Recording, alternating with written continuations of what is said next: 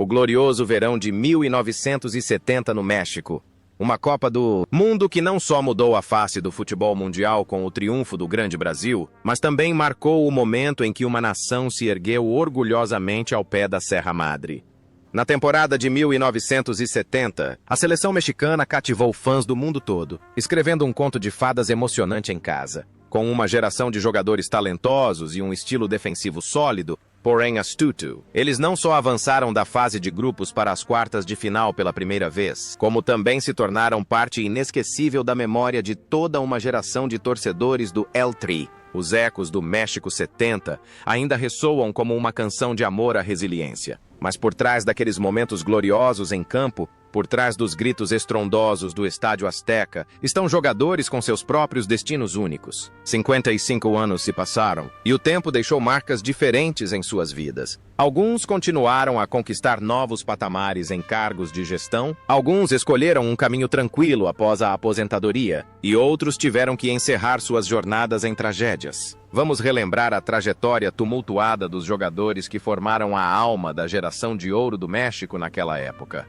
Ignacio Calderón era o coração e a alma do gol. Apelidado de El Cuate, com seus reflexos aguçados e uma calma incomum, ele jogou os 360 minutos completos do torneio sem sofrer. Um único gol na fase de grupos, um feito inédito no futebol mexicano na época. A atuação de Calderón, aos 26 anos, demonstrou sua habilidade excepcional. Ele não era apenas um goleiro, mas também um símbolo de absoluta segurança para seus companheiros de equipe. A cada defesa espetacular, o Estádio Azteca explodia em uma alegria contagiante. A trajetória de Calderón, após o sucesso na Copa do Mundo de 1970, o transformou em uma lenda imortal do clube Guadalajara Chivas.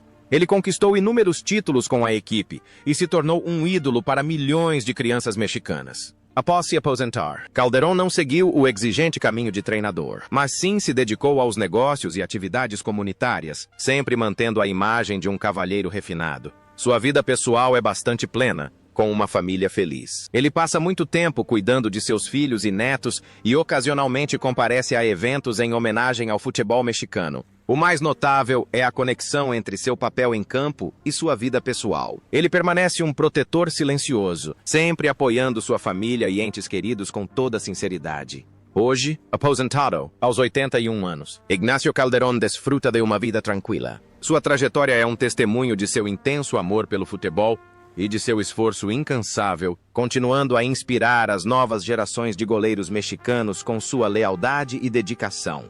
Javier Valdivia, carinhosamente apelidado de El Cabo pelos torcedores, foi uma peça fundamental no ataque mexicano naquele ano. Aos 28 anos, deixou uma marca indelével com 2 gols decisivos na retumbante vitória contra El Salvador.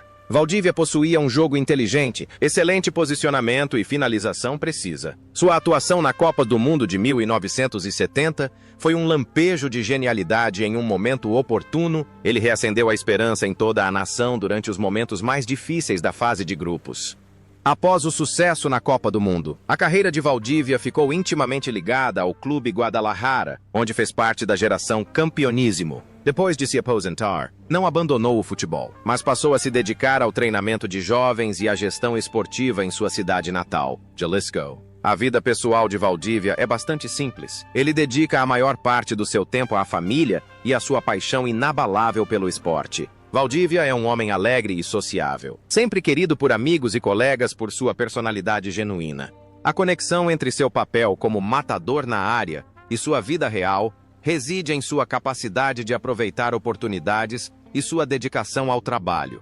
Hoje, aos 83 anos, Javier Valdívia vive uma vida tranquila com sua família. Occasionalmente, ele ainda vai ao estádio para torcer pelo seu antigo time. Sua paixão pelo futebol ainda ardendo tão forte quanto no glorioso verão de 1970, inspirando a geração mais jovem com seus esforços e perseverança.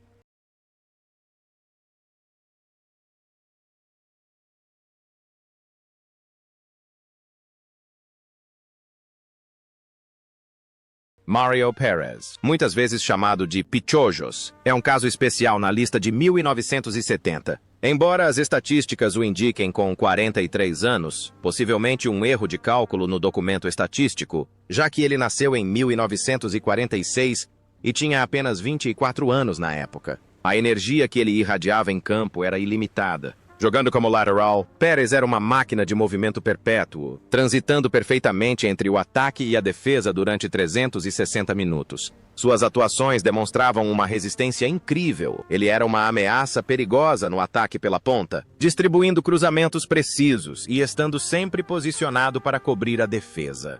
Após o torneio de sucesso, a carreira de Mário Pérez se entrelaçou com a do América, onde se tornou um ícone de lealdade e estabilidade. Depois de se aposentar, escolheu um caminho mais tranquilo, longe dos holofotes da mídia, para se dedicar à administração de instalações esportivas locais e viver uma vida pacífica com sua família. Pérez é uma pessoa introvertida, que dedica grande parte do seu tempo a hobbies pessoais, como jardinagem e cuidar do seu jardim. A conexão entre seu papel como um herói silencioso na ponta e sua vida real reside em sua perseverança e dedicação ao que ama. Hoje, aos 78 anos, Mário Pérez vive uma vida tranquila com sua família. Sua trajetória é um testemunho do poder da disciplina e de um estilo de vida saudável. Ele ainda participa regularmente de partidas de futebol de veteranos para manter a forma, e a chama da paixão dentro dele arde tão forte quanto naqueles verões mexicanos.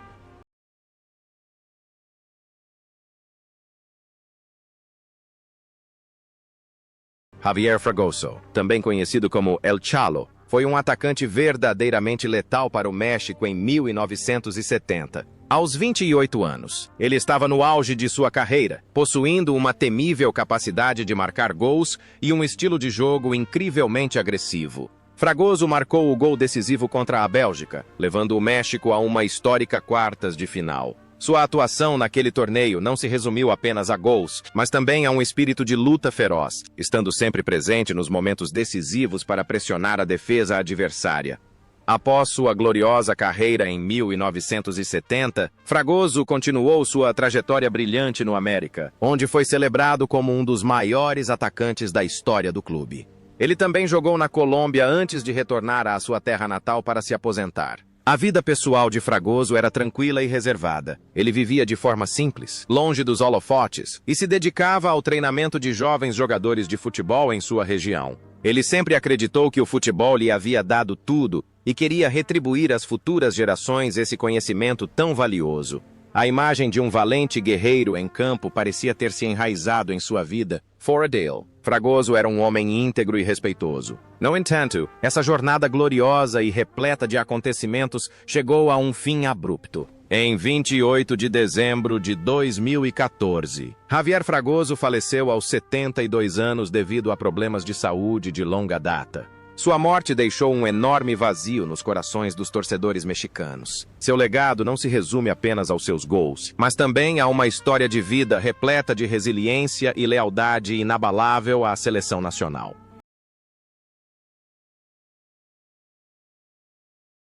José Vantorra personificou a beleza do futebol europeu no coração do México. Filho da lenda espanhola Martí Vantorra, José, aos 27 anos, demonstrou uma habilidade notável na Copa do Mundo de 1970. Jogando os 360 minutos como lateral direito, ele não só se mostrou sólido defensivamente, como também exibiu um domínio de bola refinado e uma técnica magistral. A atuação de Vantorra naquele ano demonstrou uma abordagem moderna do jogo, uma excepcional percepção situacional e um espírito incrivelmente elegante.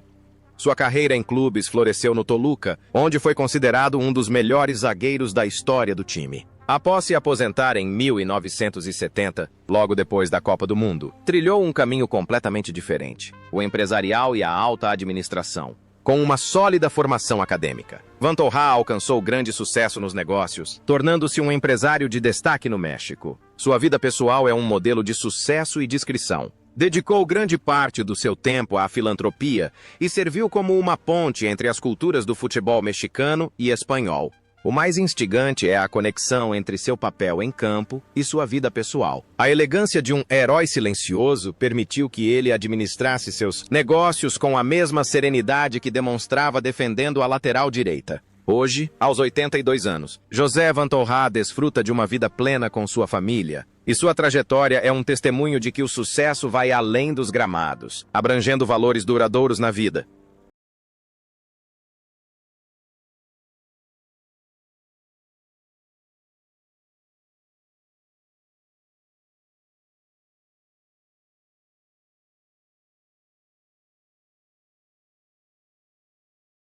Na Copa do Mundo de 1970, Javier Guzmán foi um pilar da defesa, apelidado de Calimán pelos torcedores, em referência ao herói dos quadrinhos. Aos 25 anos, Guzmán possuía uma força física extraordinária e uma excepcional capacidade de leitura de jogo. Ele jogou os 360 minutos completos, sendo o pilar defensivo mais confiável ao lado do capitão Gustavo Penha. A atuação de Guzmán naquele torneio demonstrou uma resiliência inabalável. Ele estava disposto a usar o próprio corpo para bloquear chutes potentes dos atacantes adversários, protegendo o gol de sua equipe a todo custo.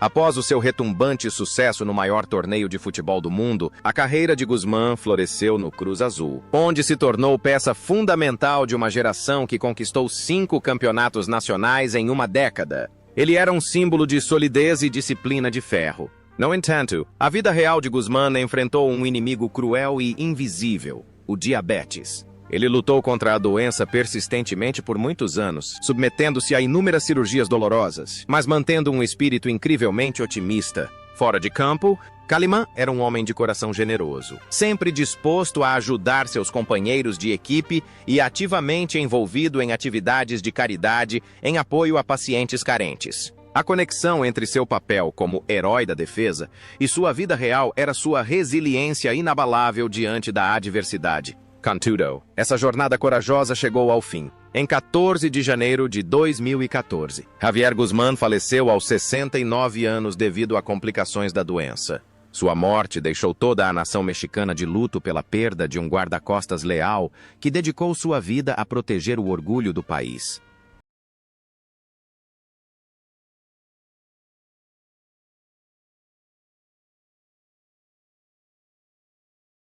Na Copa do Mundo de 1970, Aarón Padilla personificava a elegância e a técnica magistral na ponta esquerda. Aos 27 anos, com seu drible deslumbrante e velocidade incrível, ele recebeu o apelido de El Gansito. Padilla não era apenas um ponta comum. Jogava com a alma de um artista, sempre sabendo como eletrizar as arquibancadas com seus movimentos espontâneos e imprevisíveis. Sua atuação naquele ano foi a própria essência do estilo de jogo ofensivo e cativante que os mexicanos tanto almejavam.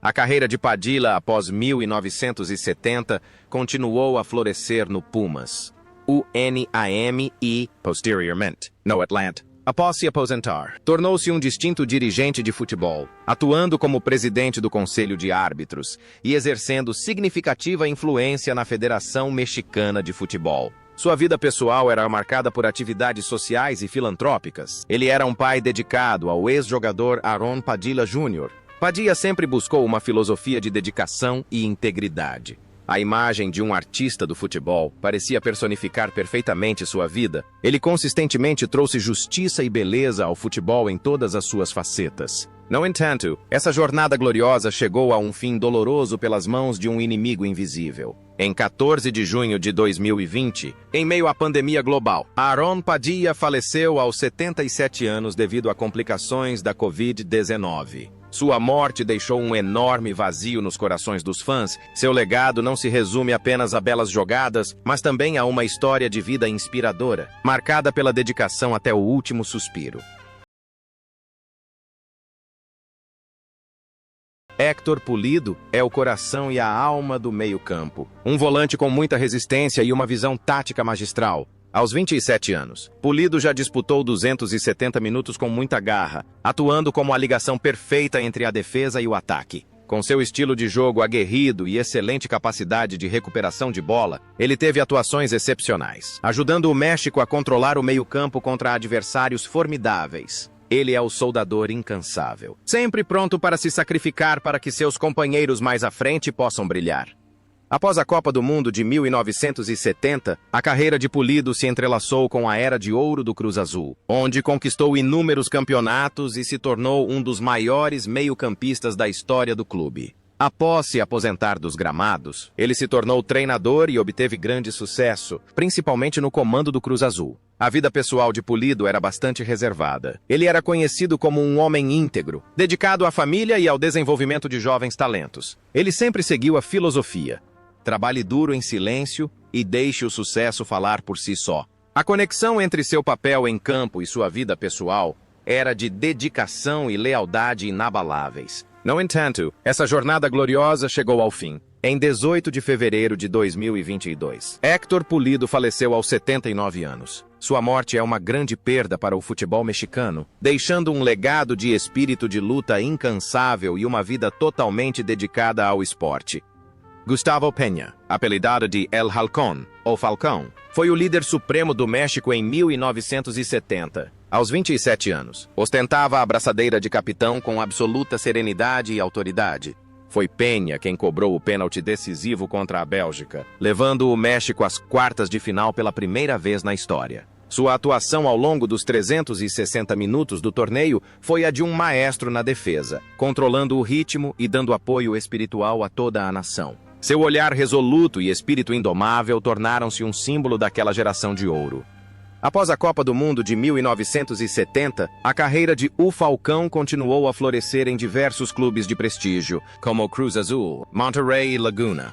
Ele foi um jogador profissional exemplar, sempre mantendo um estilo de vida saudável e uma alta ética profissional. Após se aposentar, dedicou-se ao treinamento e deixou uma marca significativa na descoberta de jovens talentos para o futebol mexicano. A vida pessoal de Peña era um equilíbrio perfeito entre o glamour dos campos e sua vida privada com sua grande família.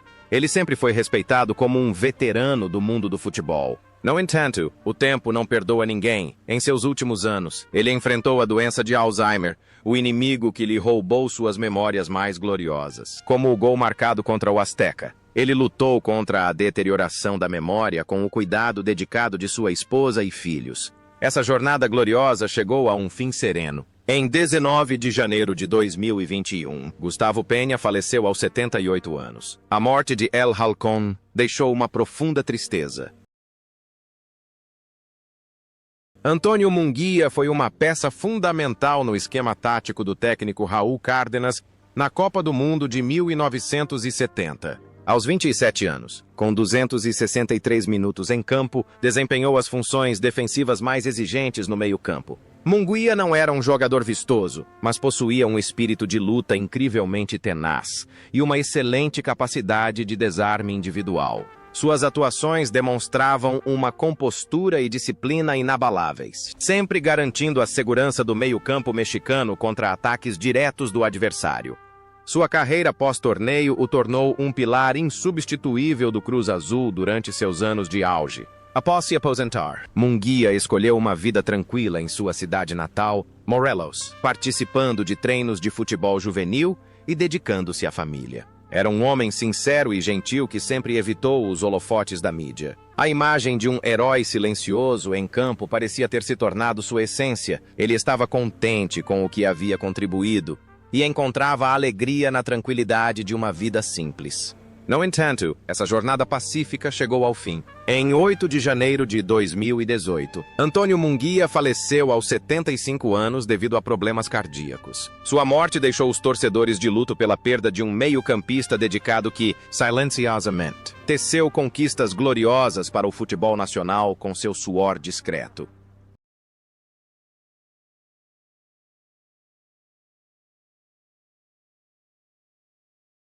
José Luis González, conhecido pelo apelido de Laca Laca, foi um brilhante meio-campista ofensivo do México naquele ano. Aos 27 anos, jogou 247 minutos e marcou o único gol do México nas quartas de final contra a Itália. Um gol que deixou toda a nação em suspense. Com sua técnica individual refinada e um potente chute de longa distância, González teve uma atuação deslumbrante, provando ser uma das mentes mais inteligentes do futebol mexicano na época. Jogava com uma graça e precisão impressionantes. Após a Copa do Mundo de 1970, sua carreira continuou a florescer no Pumas Unam, posteriormente no Toluca. Depois de se aposentar, Gonzalez passou a ser treinador, mas logo percebeu que sua paixão residia em educar e desenvolver o espírito esportivo em crianças. Sua vida pessoal estava intrinsecamente ligada a esforços incansáveis para melhorar a vida de jogadores carentes. Era um homem profundo, amante da filosofia e sempre encarava a vida com otimismo. A conexão entre seu papel como armador em campo e sua vida real era sua capacidade de inspirar. No entanto, essa jornada intelectual chegou a um fim prematuro. Em 8 de setembro de 1995, José Luiz Gonzalez faleceu aos 52 anos devido a uma grave doença. Sua morte prematura deixou a comunidade do futebol mexicano com uma dor imensurável pela perda de um grande talento e um coração generoso.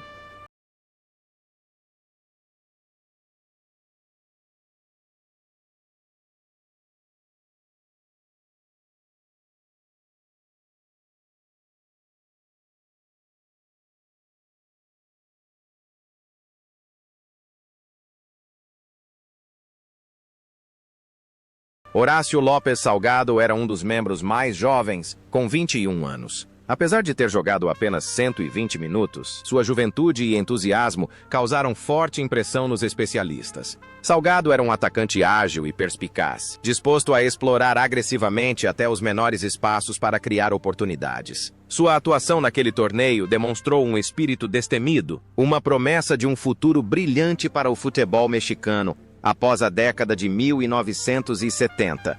A carreira de Salgado realmente decolou após a Copa do Mundo, quando ele se transferiu do América para o Cruz Azul, onde se tornou o maior artilheiro da história do clube, com mais de 130 gols. Ele se tornou um ícone de eficiência e perseverança. Após se aposentar, dedicou-se ao treinamento e ao desenvolvimento de jovens, sempre mantendo uma postura calma e profissional. A vida pessoal de Salgado é muito estável. Ele dedica grande parte do seu tempo à família e à sua paixão pelo golfe. Parece que a imagem de um talento explosivo em potencial nos campos se manteve mesmo após sua carreira como jogador. Ele sempre soube como manter sua forma e status ao longo dos anos. Hoje, aos 76 anos, Horácio Lopes Salgado vive uma vida plena, ainda aparecendo frequentemente na televisão como um comentarista perspicaz, inspirando novas gerações de atacantes com seu instinto matador e dedicação à profissão. Guillermo Hernández, carinhosamente apelidado de El Campeón, era um zagueiro implacável do México. Embora tenha jogado apenas 90 minutos na Copa do Mundo de 1970 devido à forte concorrência, sua qualidade era inegável. Aos 27 anos, Hernández oferecia confiabilidade e um espírito de luta inabalável. Sua atuação, ainda que breve, demonstrou o caráter de um zagueiro que havia disputado 2 Copas do Mundo, sempre pronto para se sacrificar por seu país e cumprir sua missão com a máxima concentração. A carreira de El Campeón se entrelaçou com seus gloriosos anos no Clube América antes de sua transição para o cargo de treinador. Após se aposentar, tornou-se um dos técnicos mais influentes, comandando diversas equipes no campeonato mexicano. A vida pessoal de Hernández é um modelo de seriedade e disciplina. Ele vive uma vida modesta, ama sua família e sempre preza pelos valores éticos no futebol. O mais instigante é a conexão entre seu papel como protetor em campo e sua vida pessoal. Ele permanece um forte pilar de apoio para seus filhos. Seu filho também se tornou jogador de futebol profissional. Hoje, aos 82 anos, Guillermo Hernández vive uma vida tranquila. Sua trajetória é um testemunho de perseverança e dedicação inabalável, sempre acompanhando o progresso do futebol mexicano com puro amor.